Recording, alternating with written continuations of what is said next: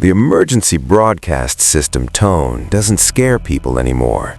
That's what years of conditioning does. Turns a death knell into background noise, like a microwave beeping or a car alarm nobody checks.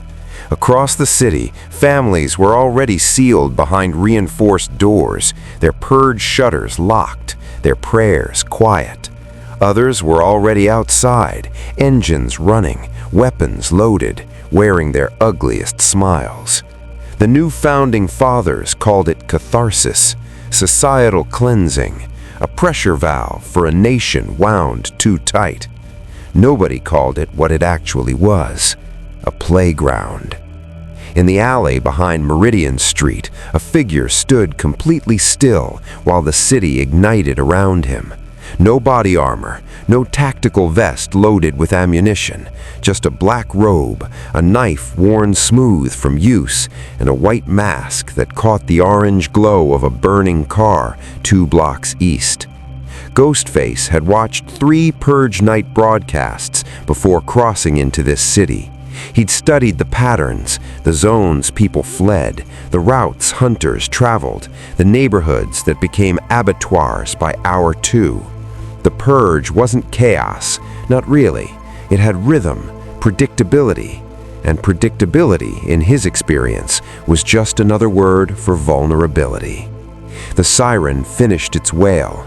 12 hours began. He didn't move immediately.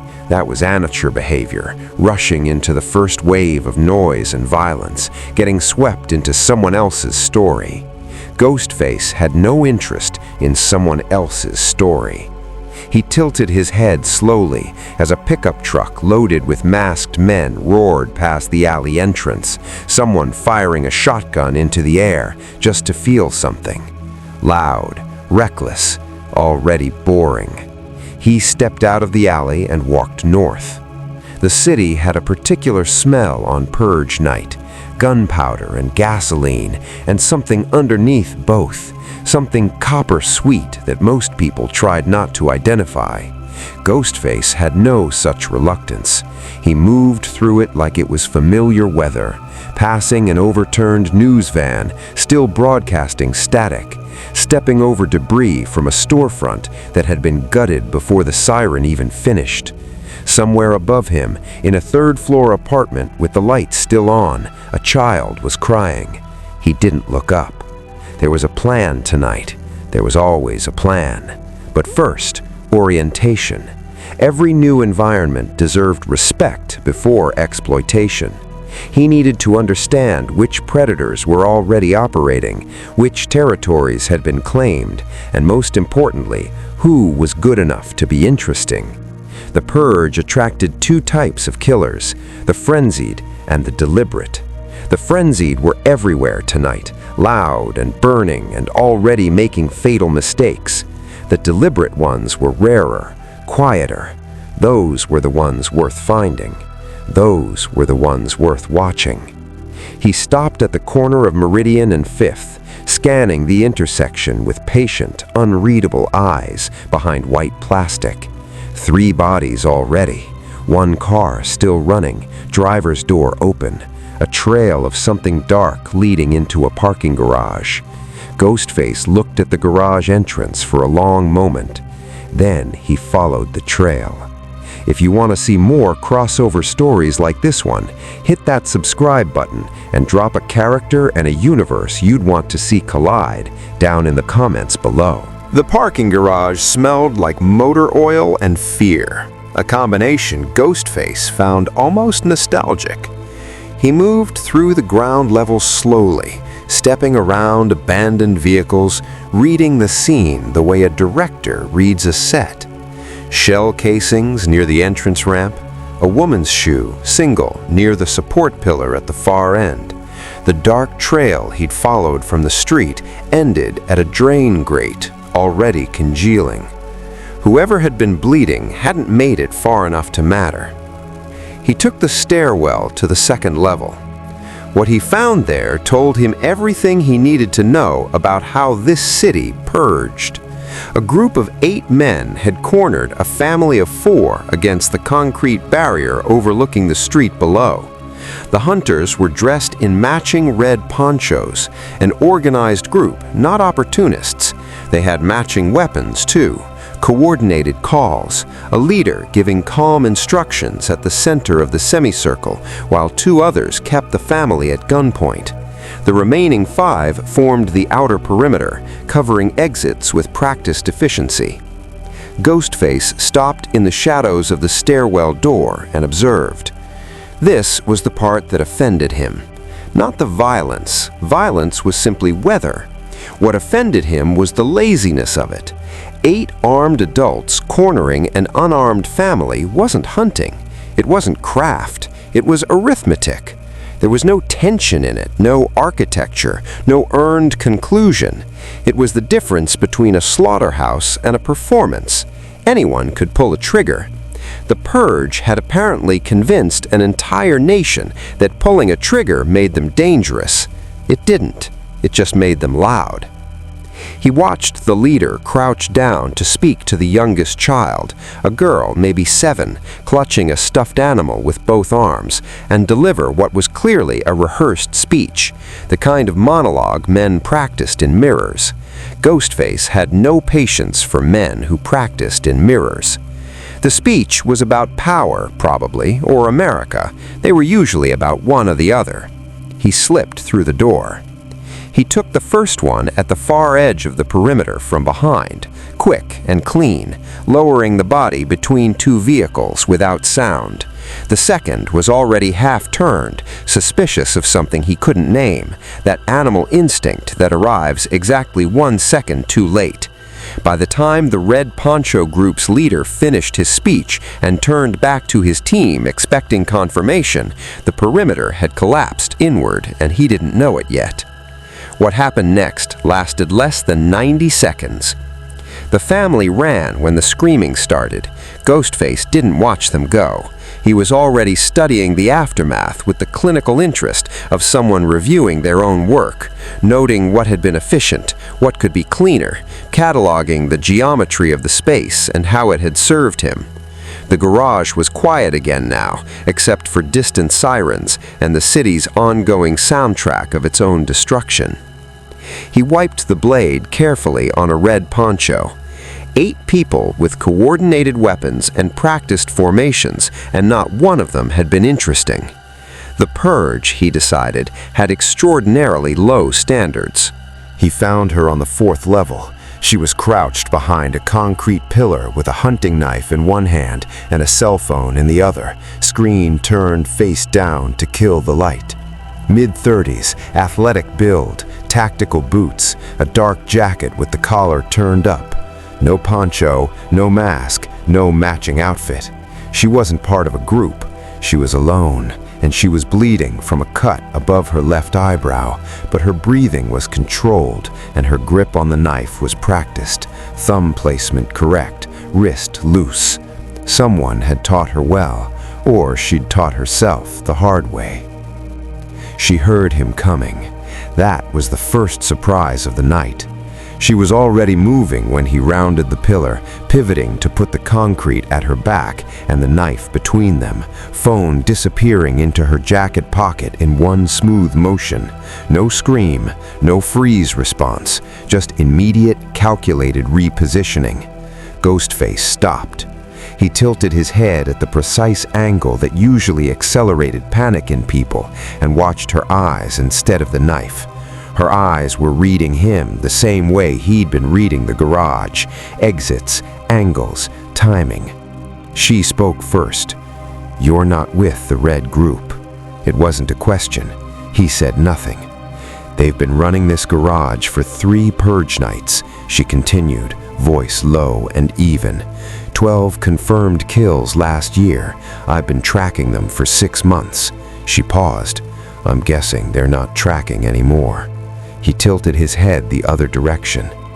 Something shifted in her expression, not fear exactly, but a recalibration. She'd expected the Red Group. She'd prepared for the Red Group. Whatever framework she'd built for tonight hadn't included a figure in a black robe who moved like silence given a body and had apparently dismantled 8 coordinated hunters without making enough noise to reach the 4th level. "You're not here randomly," she said. He still said nothing, but he also hadn't moved toward her. That registered on her face too. She was smart enough to understand that if he'd wanted her dead, the conversation would already be over. She lowered the knife by 2 inches, not a surrender, a signal. "I came for the group's leader," she said, specifically. "He killed my sister 2 Purge Nights ago, and the NFFA closed the case in 4 hours, because of course they did." The bitterness in her voice was old and compressed, the kind that had been refined into fuel. "I've spent a year making sure tonight goes differently." Ghostface looked at her for a long moment. Then he looked back toward the stairwell, the direction the family had fled, and back to her. A single, unhurried gesture toward the lower levels. She understood immediately. He wasn't with them? He sent them ahead? He said nothing, but she was already moving toward the stairwell, knife raised, and he followed 2 steps behind, not hunting her, not guarding her, evaluating. The night had finally produced something worth paying attention to. His name, she told him, was Harlan Crew.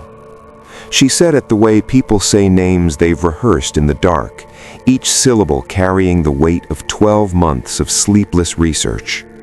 Harlan Crew, 51 years old, 3-time Purge participant, founder of what the underground forums called the Red Covenant, a coordinated network of Purge hunters who operated across 3 city districts with the organizational efficiency of a private military contractor. They scouted targets in the weeks prior. They ran advance teams. They had extraction protocols. They also had a patron. That was what she'd taken 6 months to uncover. The name behind the network, the money that turned a group of violent men into something resembling an institution. Someone with NFFA connections, she said, which explained why her sister's case had been buried with unusual speed, why 3 separate complaints against the Red Covenant had disappeared from public record, and why Harlan Crew walked into each Purge Night with what amounted to legal immunity layered over legal immunity. Her name was Dana Mercer. She offered it without being asked, which Ghostface noted as either recklessness or a deliberate choice to establish reciprocity. He suspected the latter. They found Crew's operational base on the garage's rooftop level, a converted cargo van, blacked out, running a radio scanner and a laptop displaying a map of the district with colored pins. 2 guards outside, a generator humming under a thermal blanket to suppress heat signature. Whoever was advising Crew had genuine tactical knowledge, which elevated the evening considerably. Dana wanted to go immediately. Ghostface put one hand out, not touching her, just stopping the forward momentum with presence alone. She looked at him sharply.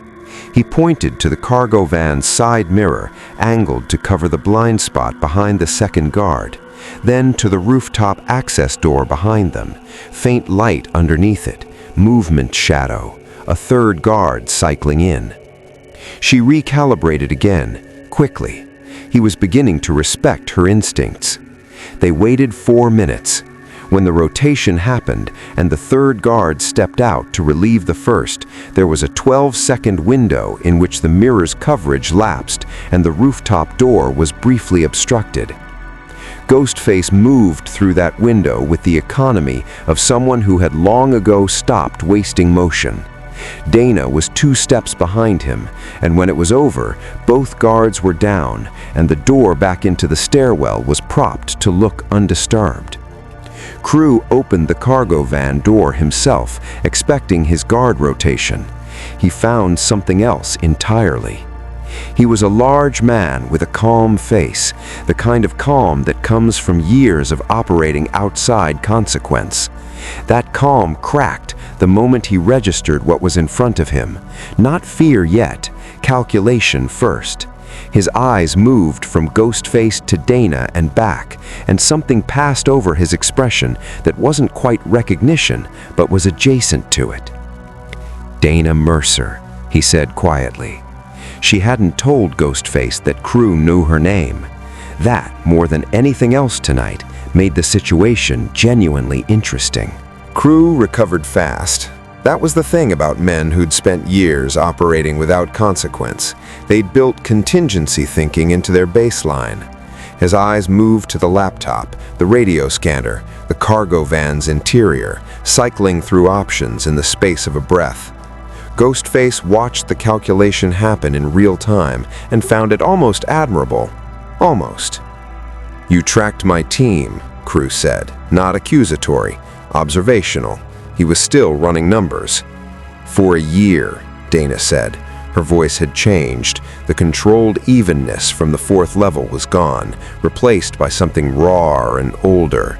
"You killed my sister on Morrow Street, October 3rd. You were wearing the same poncho your team wore tonight, and you looked her in the eye while you did it." Crew's expression didn't shift the way guilty men's expressions shift. It shifted the way bureaucrats do, a mild inconvenience of being confronted with a filing error. "The purge is legal," he said simply. "I know," Dana said. "That's why I'm not here to arrest you." The silence that followed was the most honest moment the rooftop had produced. Crew looked at Ghostface again, longer this time, the white mask, the stillness, the absence of any readable intent, and made a decision that surprised both of them. He sat back against the van's interior and folded his hands in his lap like a man settling in for a negotiation he'd been expecting. "You're not with her," he said to Ghostface. "You're not with anyone. I've been running these operations long enough to know what contracted violence looks like. What you did to my team downstairs wasn't contracted. It was personal." He paused. "Or recreational." Ghostface said nothing. "Either way," Crew continued, "you're talented, exceptionally so, and I'm a man who compensates exceptional talent appropriately." He glanced at Dana. "Whatever she's offering you, information, access, revenge tourism, I can triple it. I have NFFA contacts, safe house networks across 4 districts, and enough operational capital to make the next 11 Purge Nights very comfortable for the right partner." Dana's jaw tightened. "Don't." But Crew wasn't looking at her anymore. He was watching Ghostface with the focused attention of a man who had learned to read silences. "You came to this city tonight with an agenda. I can see it in how you move. You're not improvising, you're executing. Whatever your target is, I can help you reach it faster, cleaner, and with significantly less exposure." Ghostface tilted his head. Then he looked at Dana. She shook her head once, small, controlled, furious, the shake of someone who understood that the person they'd reluctantly trusted was now standing at a fork they hadn't accounted for. Ghostface looked back at Crew, and then he stepped to the side, not toward Crew, not toward Dana, just enough to suggest that the geometry of the conversation had changed and he was repositioning within it rather than resolving it. A statement without words. The offer was received. The answer wasn't yet given. Crew smiled for the first time. Dana gripped her knife tighter and said nothing because she was smart enough to know that speaking now would only accelerate the things she was afraid of. The night had just become significantly more complicated. He didn't take Crew's deal, not exactly. What he did was more precise than acceptance and more dangerous than refusal. He allowed Crew to believe the negotiation was ongoing, a productive ambiguity that bought access to the Red Covenant's operational network without the inconvenience of actual loyalty. Dana understood this within 20 minutes. Ghostface could tell by the way her posture shifted from taut hostility to something grimly pragmatic. She was smart enough to follow the logic even when she hated the shape of it. Crew's network was larger than she documented. The rooftop laptop showed 7 active Red Covenant teams operating across the district, each running coordinated hunts against pre-selected targets, people Crew had identified in the weeks prior through surveillance, financial records, and what he euphemistically called community intelligence. The targets weren't random, they were chosen. Witnesses to past Purge crimes, people who'd filed complaints against Covenant operations, journalists who'd gotten too close to the NFFA connection Dana had spent 6 months tracing. The Purge, Ghostface observed, was doing a remarkable amount of administrative work for someone. Crew deployed them as a forward unit. Ghostface to neutralize a fortified position on the district's eastern boundary, while Dana provided reconnaissance using her existing surveillance network. It was a reasonable tactical decision that also conveniently separated them. Ghostface noted this without reacting to it. The fortified position was a 3-story brownstone with steel shutters, 2 rooftop sentries, and a perimeter camera system running on a local network. The family inside had hired private Purge security, a growth industry apparently, and the security team was competent. 4 guards, staggered rotation, clean communication protocols. Ghostface spent 11 minutes on the exterior, reading the pattern. Then, he went through the maintenance entrance on the north face that the camera system covered on a 4-second delay, moved through the basement in darkness, and surfaced inside the security perimeter. He didn't touch the family. That wasn't the target. The target was the security team's communications hub in the ground floor utility room. Crew wanted the brownstone isolated, its occupants cut off from outside assistance. Ghostface disabled the hub.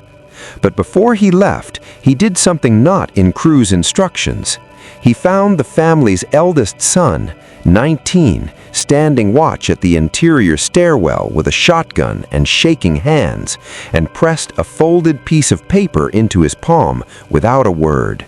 Then he was gone back through the maintenance entrance before the boy had processed what had happened.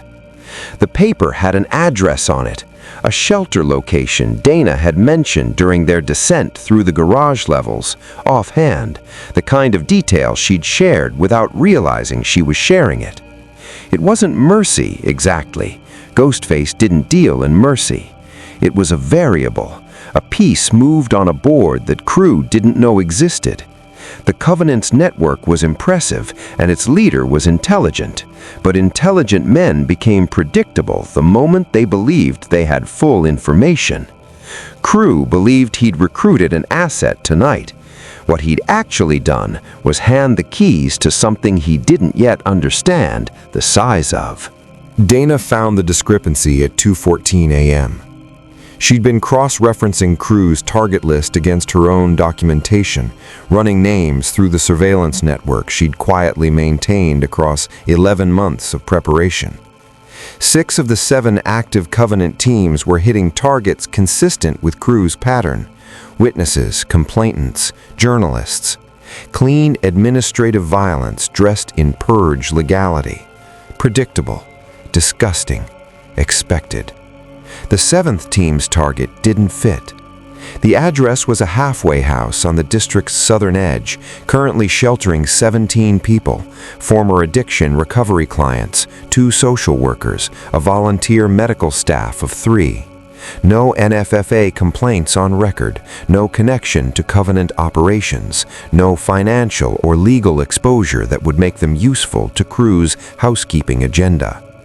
Dana pulled the property records and found the answer in 40 seconds. The halfway house was owned through 3 layers of shell companies by a woman named Patricia Voss, a municipal court judge who had, 8 months ago, quietly flagged 3 cases for federal review before being pressured to drop them. The cases involved early-stage NFFA corruption documentation, the kind that, if it had surfaced properly, would have reached the oversight committee that technically governed Purge Night legality. Voss had dropped the cases, but someone hadn't forgiven her for looking. Dana brought this to Ghostface in the parking structure where they'd arranged a midpoint check-in. She spread the documents across a car hood and walked him through the chain without editorializing, just facts in sequence. When she finished, she looked up at him. This isn't about Crew, or it's not only about Crew. Someone above him is using tonight to eliminate a federal exposure risk. She paused. The patron I told you about, I only had a name, Marcus Teller, Deputy NFFA Regional Coordinator. I couldn't prove direct operational involvement. She gestured at the documents. This is direct operational involvement. Ghostface looked at the property records for a moment. Then he looked at the time display on Dana's phone. 2:19 a.m. 4 hours and 41 minutes until the closing siren. She read his expression as well as anyone could read an expression behind a white plastic mask. "You knew," she said quietly, not accusatory this time, just arriving at something. Not about Voss specifically, but you knew Crew wasn't the top of it. He said nothing. "That's why you didn't kill him on the roof," she continued, working through it aloud. "He's useful as long as he's operational. He leads you up." Her jaw set. What exactly did you come to this city tonight to do? It was the most direct question she had asked him. The garage had been survival, the roof had been tactical, but this was personal territory, and she knew it. Most people flinched from the silence he offered in response to questions like that. Dana Mercer didn't flinch. He reached over and turned one of the documents face down, the property records, the shell companies, the Voss connection, and left the one with Marcus Teller's name face up. A single, unhurried gesture. She stared at it. "Teller," she said, "he's your target." The white mask caught the distant glow of something burning 6 blocks south. She picked up her knife and her phone and said, "Then we have the same problem." They moved on the halfway house first. It wasn't the efficient choice. Teller was the primary objective, and the clock was running. But 17 people in a building with a Covenant strike team 40 minutes out was a variable that needed resolving before it became a catastrophe neither of them could ignore. Ghostface didn't explain this reasoning. He simply turned south, and Dana fell into step beside him, which meant she'd already run the same calculation. The Covenant team was 6 strong, running a vehicle-based approach, 2 cars, coordinated entry through front and rear simultaneously. Dana knew their communication protocol from the rooftop scanner. She could intercept the confirmation signal and delay the approach by 12 minutes with the right spoof transmission, which she began constructing while they moved. Ghostface used those 12 minutes.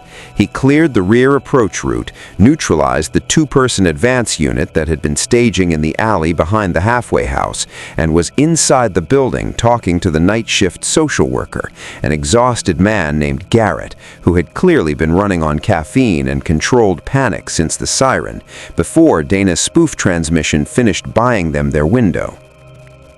Garrett didn't want to move 17 people in the middle of Purge Night. Ghostface understood this position and had no patience for it.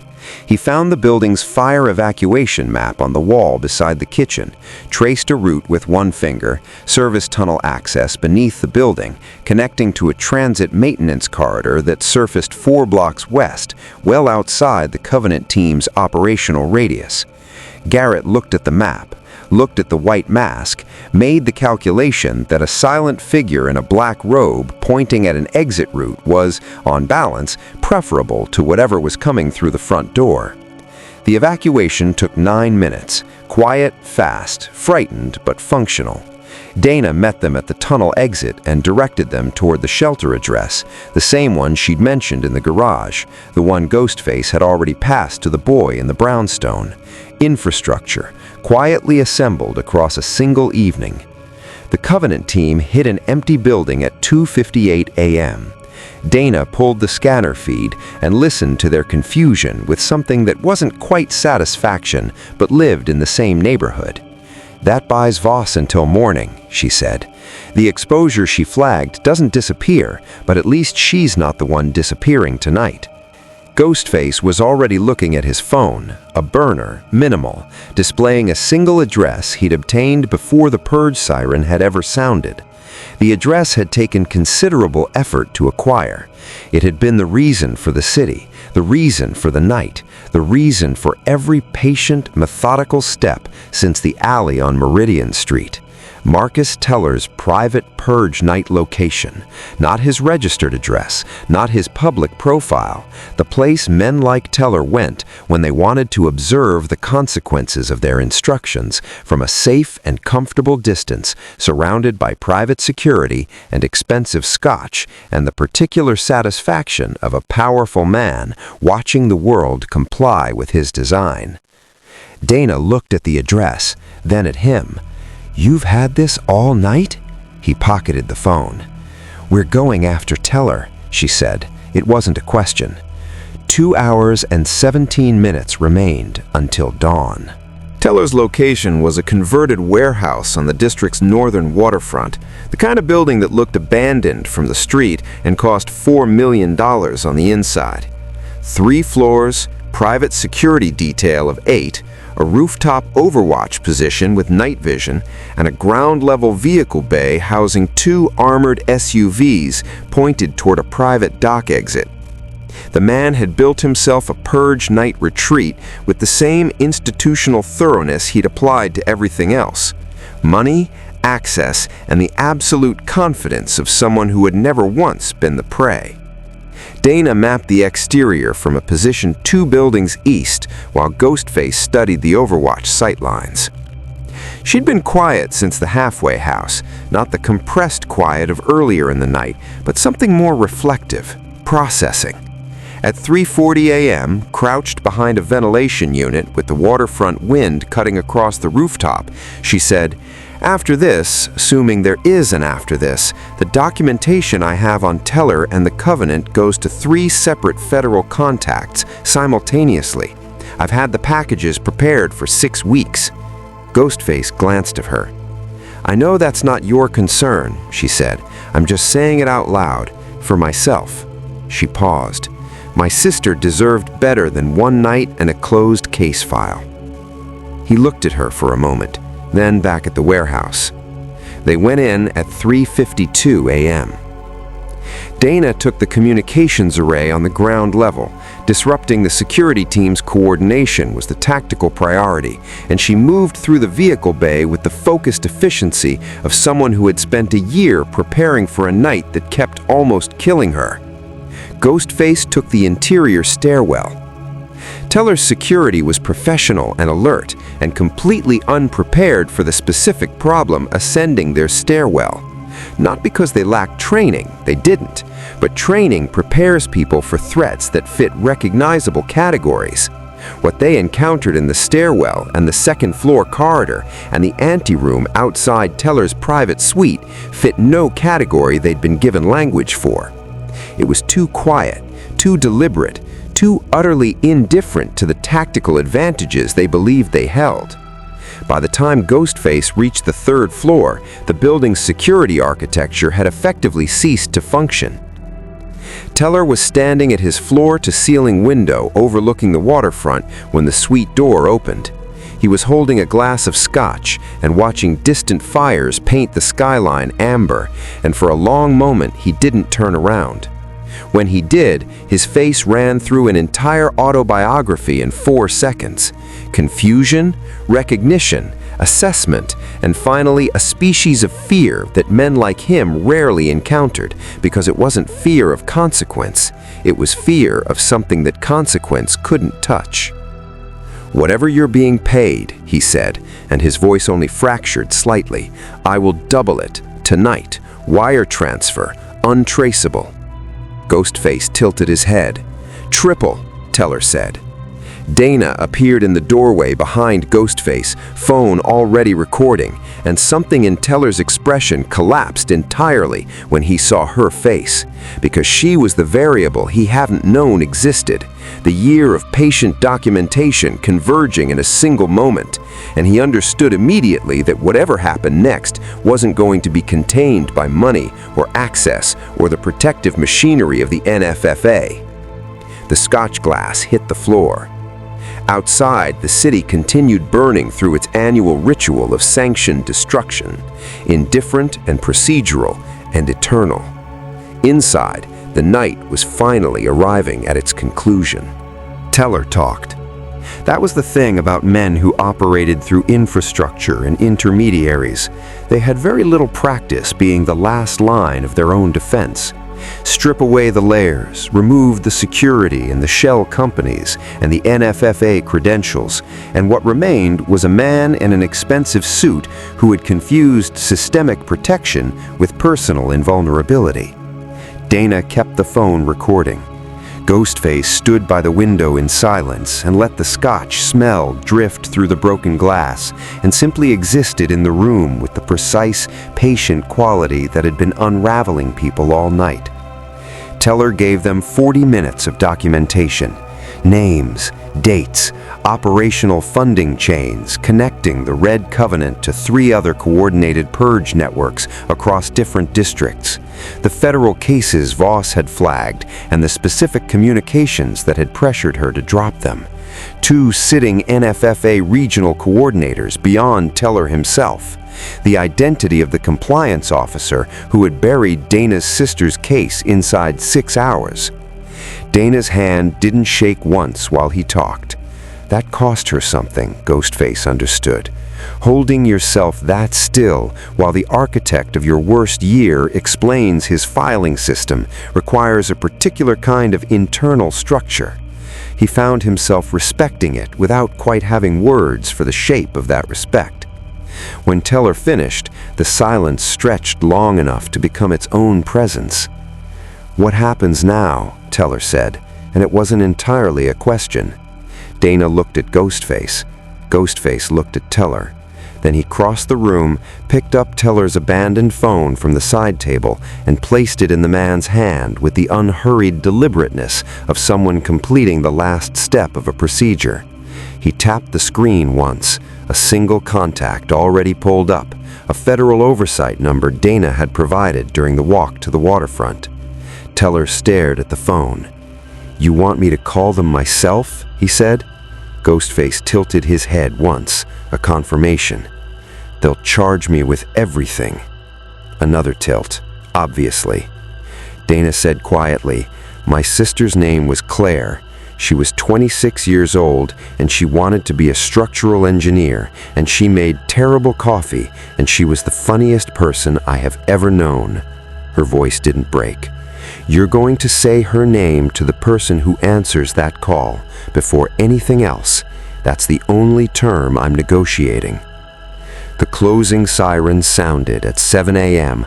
like a bureaucratic exhale, the city releasing 12 hours of pressure back into the mundane machinery of civic life. Emergency services would begin their rotations, streets would be assessed, the NFFA's morning broadcast would deliver its annual message about renewal and national character and the statistics that made everything sound like progress.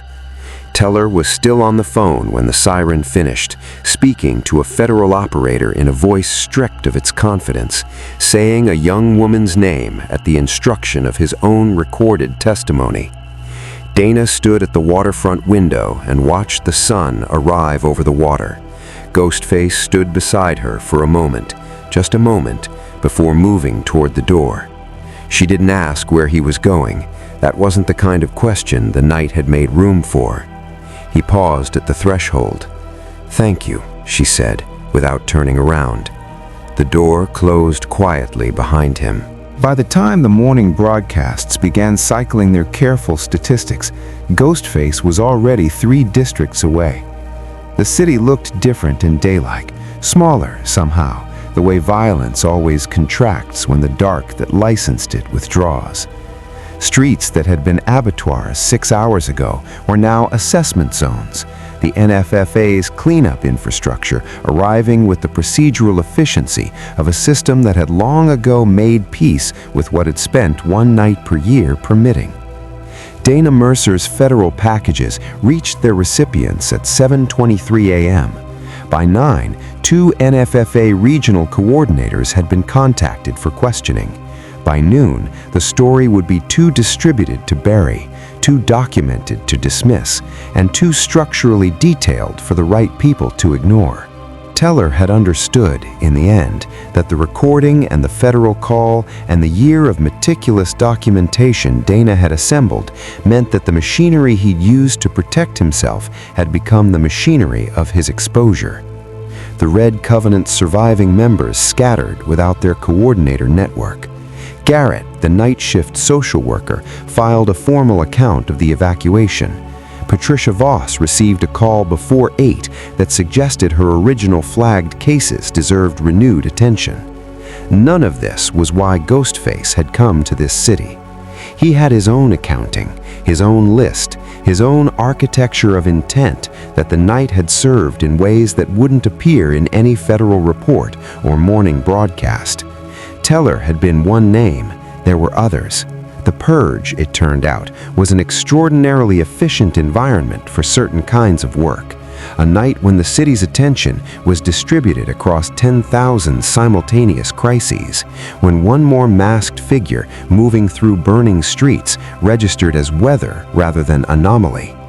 He found a payphone 4 blocks from the waterfront, still functional miraculously, and stood beside it for a long moment in the early morning quiet. Then it rang. He answered it. The voice on the other end said 3 words, and somewhere across the city, a new address was already waiting. The white mask caught the morning light, indifferent and patient and entirely unhurried. There was still work to do.